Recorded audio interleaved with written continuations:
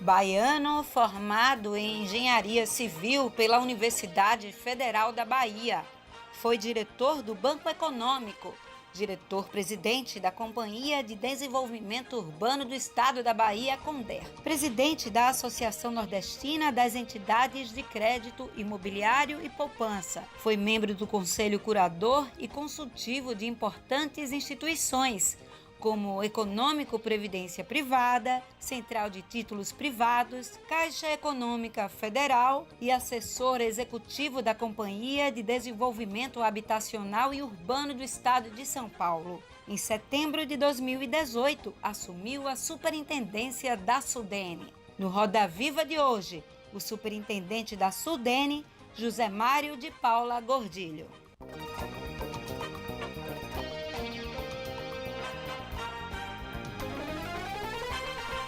Boa noite, Pernambuco. Boa noite, Nordeste. Estamos começando mais um Roda Viva Pernambuco. Também estamos ao vivo pela internet, no nosso Instagram, na TV Nova, né? E também pelo Facebook, né? Ao vivo você acompanha através das nossas redes sociais o programa de maior polêmica no estado de Pernambuco, o Roda Viva Pernambuco, e hoje tenho o prazer e a honra de receber o superintendente da Sudene, o doutor Mário de Paula Guimarães Gordilho, para fazer perguntas para o doutor Mário.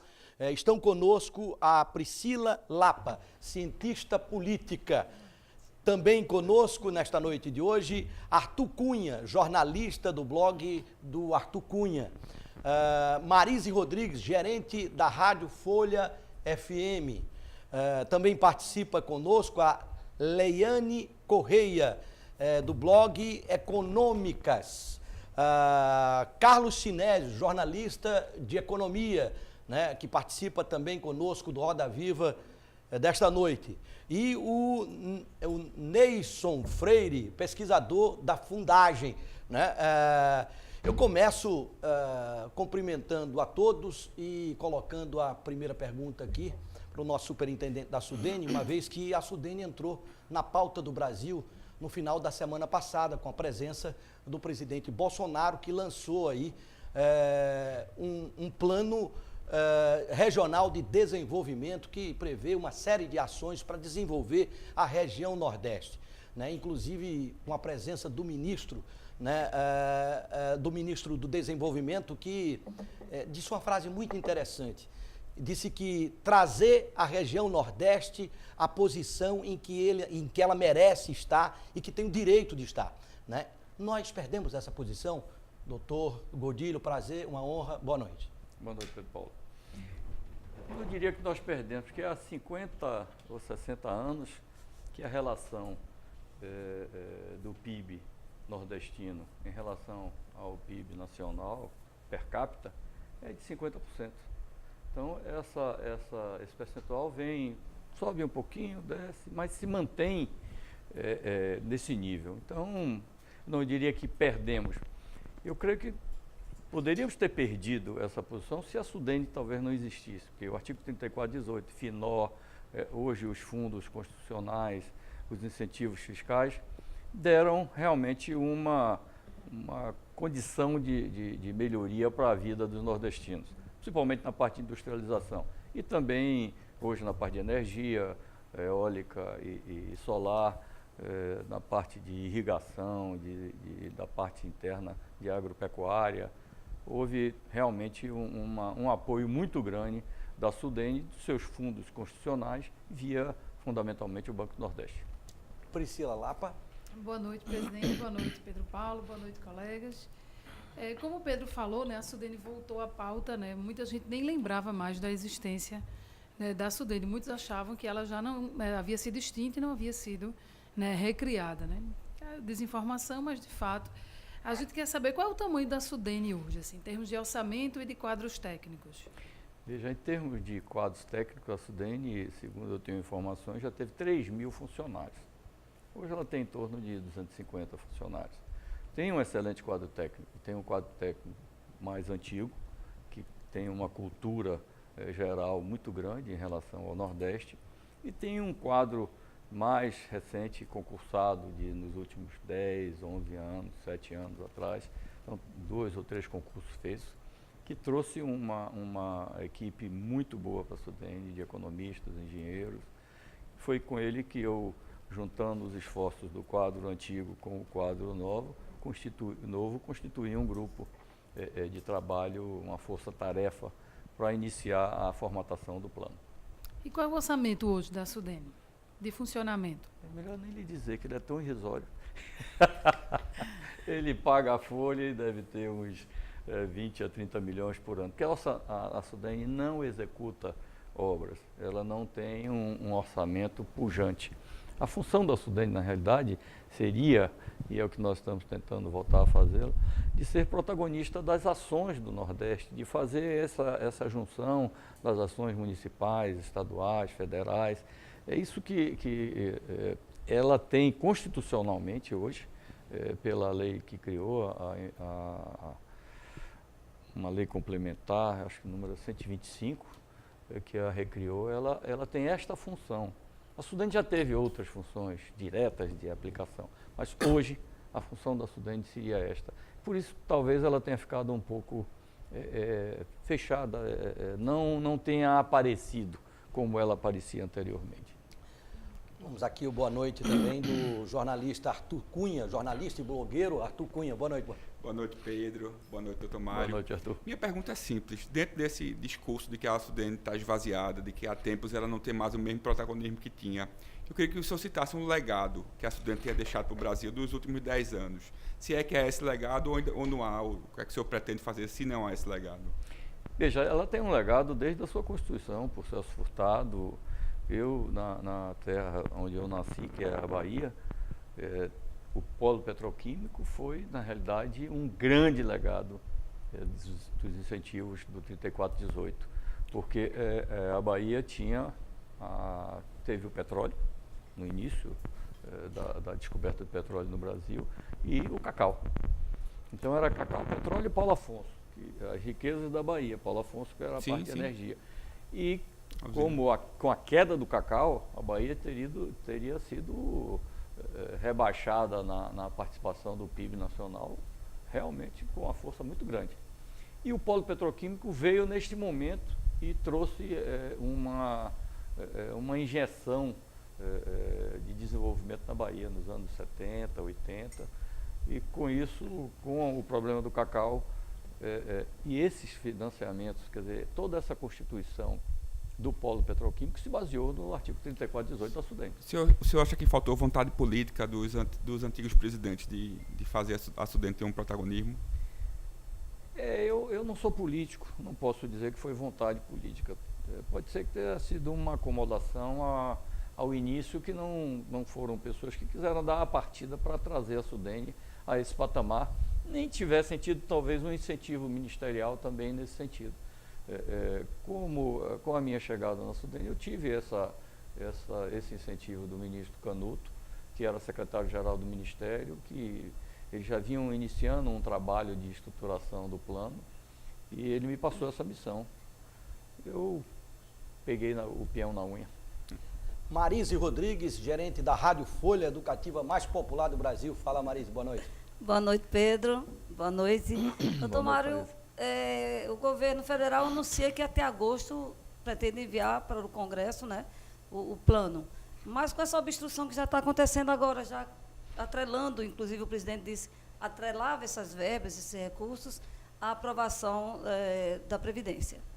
Como é que vai ficar? Esse dinheiro vai conseguir chegar, esse investimento para o Nordeste? Você espera que essa obstrução se resolva e o plano de desenvolvimento do Nordeste seja aprovado pelo Congresso no tempo que se espera para 2020 começar? Veja, o que a gente tem de notícia é que a coisa está se desenvolvendo no sentido de resolver o problema da Previdência. Porque sem resolver o problema da Previdência, nem a União, nem os estados, nem os municípios terão solução de vida fácil econômico-financeira. Então, eu não colocaria assim, Marisa. Eu acho que, na realidade, o presidente deu um recado aos governadores para que nós uníssemos os esforços, na realidade, em relação ao planejamento do país. E a vinda dele aqui foi realmente para mim até inicialmente é uma surpresa. Eu não esperei que o presidente viesse para uma reunião do Conselho da Sudene. Mas talvez pelas informações que ele tenha tido do trabalho, do plano, ele tenha buscado vir aqui e dar esse apoio e demonstrar essa vontade de conversar e de dialogar. Eu acho que se a reforma da Previdência não passar, eu não creio que o Congresso vai continuar com essa obstrução. Eu acho que a sociedade brasileira, no domingo, deu uma demonstração nesse sentido. Quer dizer, foi às ruas e disse, vamos resolver o Brasil. Então, a gente aguarda que a coisa funcione, né? Certamente. Há projetos aí como o Arco Metropolitano, que é muito importante, né, para a JIP, para escoamento da... Foram mais de 800 Esperando projetos. recursos. Foram mais de 800 projetos que os governadores entregaram à Sudene. Leiane Correia, do blog Econômicas. Boa noite, Pedro. Boa noite. Boa noite ao senhor. Boa noite, Leiane. Mário. A Sudene ela foi extinta na época do governo FHC, em meio a suspeitas de corrupção. Ela voltou na época do governo Lula, mas sem a importância que se tinha de antes. Como é que hoje, nesse governo atual, como é que o senhor imagina que vai trazer essa importância da Sudene para cá, à frente da política de desenvolvimento econômico? Veja, depois da manhã, dia 30, nós vamos entregar ao presidente o projeto de lei e o plano, lá no Planalto, às 2 horas da tarde. Então, os planos serão entregues das superintendências Nordeste, da Sudam e da Sudeco, serão entregues ao presidente para ser revisto pela Casa Civil, ajustado dentro também, juntamente com o PPA, para eles seguirem para o Congresso. Então, eu acho que essa é uma demonstração de que o governo realmente está... Nós nos reunimos no dia 24, ainda teremos uma reunião complementar, teremos o mês de agosto para fazer esses ajustes todos, junto aos governos estaduais, temos uma reunião em Fortaleza no dia 10 com todos os secretários de planejamento dos estados para ajustar e rever o que estiver ainda com alguma dúvida, alguma pendência. Eu acho que a boa vontade está vista aí, né? Quer dizer, os recursos, ele, obviamente, se não for resolvido o problema da Previdência, se não houver também alguma coisa na reforma fiscal e uma reforma política que se faz necessária, porque com esse quadro político de tantos partidos, não é fácil gerir um país da dimensão do Brasil. Então, hoje, mais ou menos, as coisas ficam condicionadas a essa aprovação, né? Inclusive a própria retomada de forma mais pungente da própria Sudene, a aprovação da reforma. A Sudene, na realidade, está muito esperançosa nesse sentido. Carlos Sinésio, jornalista. Boa noite. Boa noite, doutor. Nos anos 80 e 90, talvez tenha sido o único período que a Sudene viveu momentos assim, áureos da sua existência, né? Como lembrou essa colega Leiane. Depois disso veio o Fernando Henrique, que extinguiu. Mas naquele momento que a Sudene vivia toda aquela efervescência, quando na época eram governadores, por exemplo, Antônio Carlos Magalhães na Bahia, Miguel Arraes em Pernambuco, Tasso Gereissati no Ceará, para ficar nesses 3 exemplos, a preocupação muito grande, apesar dos investimentos em empresas, e a gente ouviu falar muito de seca da falta d'água para abastecimento humano e animal, principalmente. E também naquele mesmo período se investia muito também ainda em irrigação. Então, o que eu pergunto ao senhor, hoje a gente não vê mais no Nordeste os saques que existiam até aquela época, aquela revolta que existia nas pessoas, principalmente nos grotões do Nordeste. Então, a Sudene tem um papel muito voltado para atender essas demandas. E lá para cá tudo mudou, o Brasil mudou muito. Então, hoje, quais são as prioridades da Sudene para atender ainda essas demandas que a gente sabe que existe, porque ainda falta muita assistência nessa parte de abastecimento de água no Nordeste, principalmente nos lugares mais distantes? Veja, existe um programa que era conhecido, e acho que ainda conhecido como Carro-Pipa, e na realidade esse programa foi agora, mais recentemente, coordenado pelo Comando Militar do Nordeste, que o que você disse é real. Você não vê mais ninguém morrer de sede, falar em morrer de sede, nem morte de animais por falta de água. Então, foi feita uma reestruturação no programa Carro-Pipa, com abertura de poços para os locais que tinham distâncias maiores dos reservatórios que os caminhões levavam. Houve uma arrumação neste ponto Foram diversos também os açudes feitos aí pelo Nordeste todo. O Ceará tem uma rede enorme de açudes feitos, Denox, Desenvale, o próprio São Francisco com a parte de irrigação, tem um plano espetacular de recuperação do São Francisco, que eu lhe diria que é de uma profundidade enorme, vai desde as nascentes até as margens do São Francisco de recuperação e programas de saneamento nas pequenas cidades também, que são ribeirinhas a rios demandantes do São Francisco. Então, a Sudene espera que com essa coordenação das ações no Nordeste, a gente possa efetivamente, junto com o plano, junto com os governos estaduais, junto com os governos federais, recursos externos, PPP, tem é uma medida provisória, exato, que está tramitando no Congresso em relação à parte de saneamento, que é muito importante. Há uma reação das companhias estaduais em relação a isso, mas se faz necessária, porque não é possível você perder 40% de água tratada. Eu vi um especialista israelense dizendo dessalinizar a água do mar no Brasil não é necessário. Nós temos que dessalinizar a água interior, porque as cidades todas, vocês têm a perda de água, é uma falta de controle. Isso é um pouco de irresponsabilidade da gestão pública. A gestão pública tem que coibir isso, porque aí a água melhora para todos, melhora o resultado da companhia de saneamento, faz recuperação de esgoto, porque aumenta a receita. Então é uma arrumação e essa medida está no Congresso, essa medida provisória, e precisa ser votada.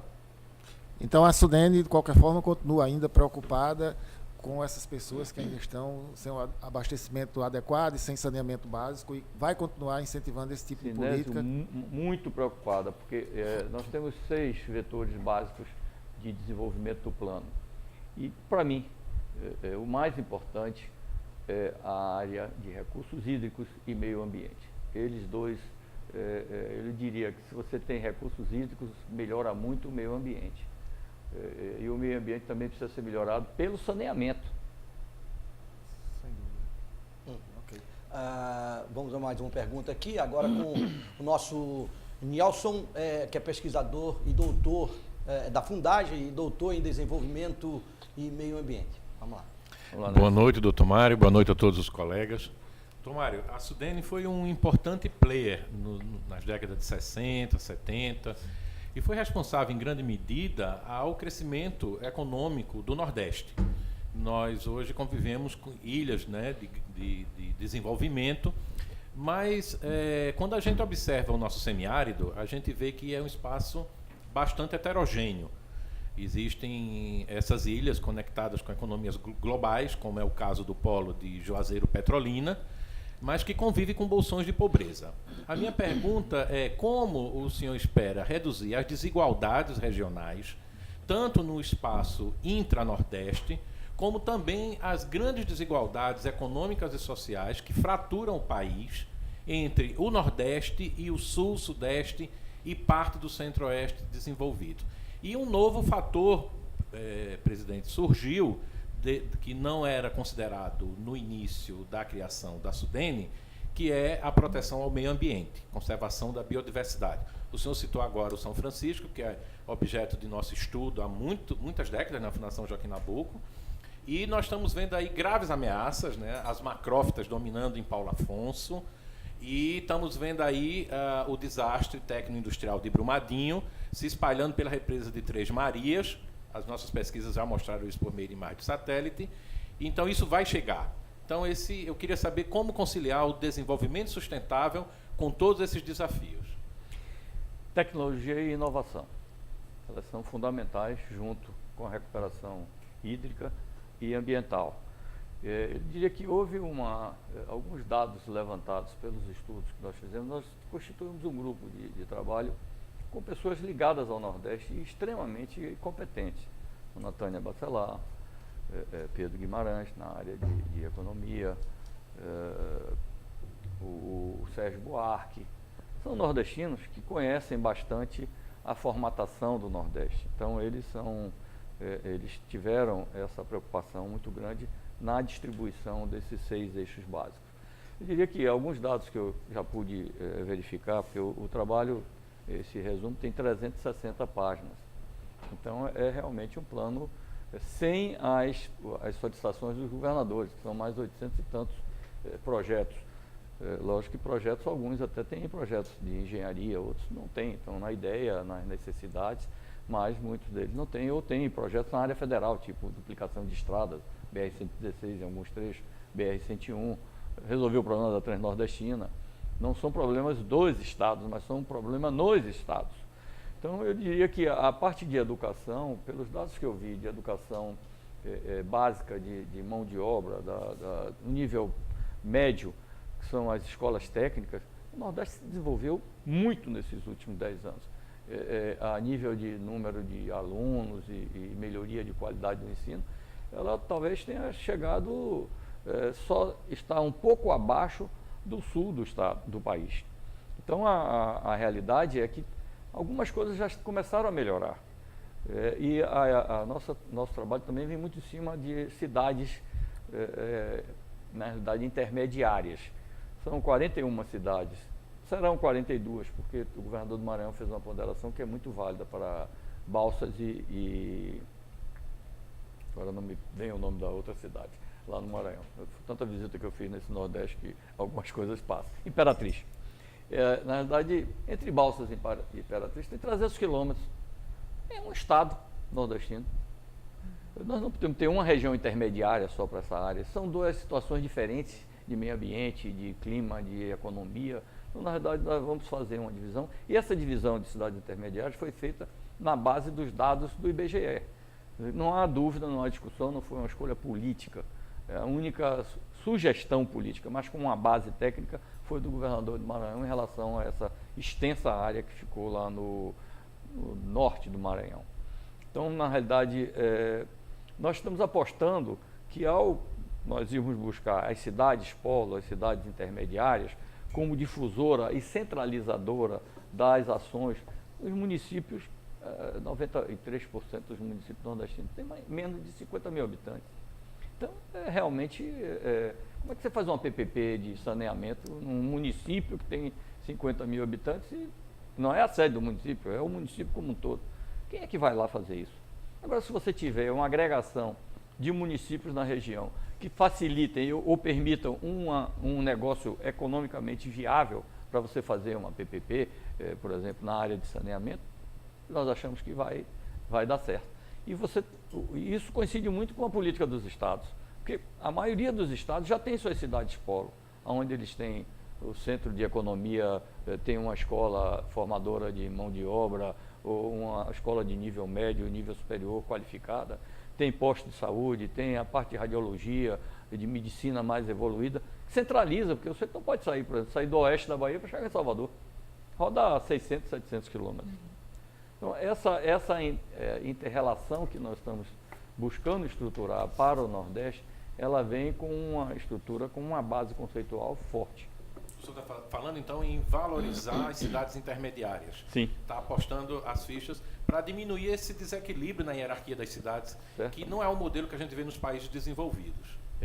Na realidade, veja, inclusive o ministro Ponte, que é o ministro da Ciência e Tecnologia, já aproveitando as cidades intermediárias do nosso plano, já vai lançar um cabeamento de fibra ótica de alta velocidade para passar nessas cidades intermediárias e daí difundir a internet, que é fundamental para você educar, preparar a mão de obra. Nessa valorização, desculpe interromper, mas aproveitando, eu tive o privilégio de ser aluno da professora Tânia Bacelar, quando eu fiz o doutorado, e ela defendia a mudança da Sudene para Petrolina. Então, existe algum plano, o que é que o senhor pensa a respeito disso? Se você falar isso para Fernando Bezerra, ele vai dar um pulo. Posso pegar uma carona nessa? Não pergunta. Esqueça de Juazeiro, que está ali do lado, é a Bahia. Sim, claro. No sentido de vamos fazer um estado do São Francisco. De valorizar a ideia da cidade intermediária. Se mudar para Petrolina, a Sudene, se concretizar, como é que fica a relação com a Codevasf lá? Veja, a Codevasf, a Sudene, na realidade, ela não perturba os agentes construtores, executores de ações, que são o DENOX, Codevasf, os ministérios, através de DENITS. A Sudene não tem essa pretensão. O que a Sudene quer é exercer a função dela constitucional e legal, que é coordenar as ações e ajudar, estruturar os estados, os municípios, as cidades intermediárias. É uma atuação conjunta, então. É. Pedir licença aos senhores para a gente fazer o nosso primeiro intervalo, também registrando aqui o nosso chargista oficial do Roda Viva Pernambuco, nosso Ronaldo Câmara, que já começou a trabalhar aí, já vi a primeira charge, está saindo a segunda, já tem mais. Vamos no intervalo, já a gente volta, sai daí não. Mas você falar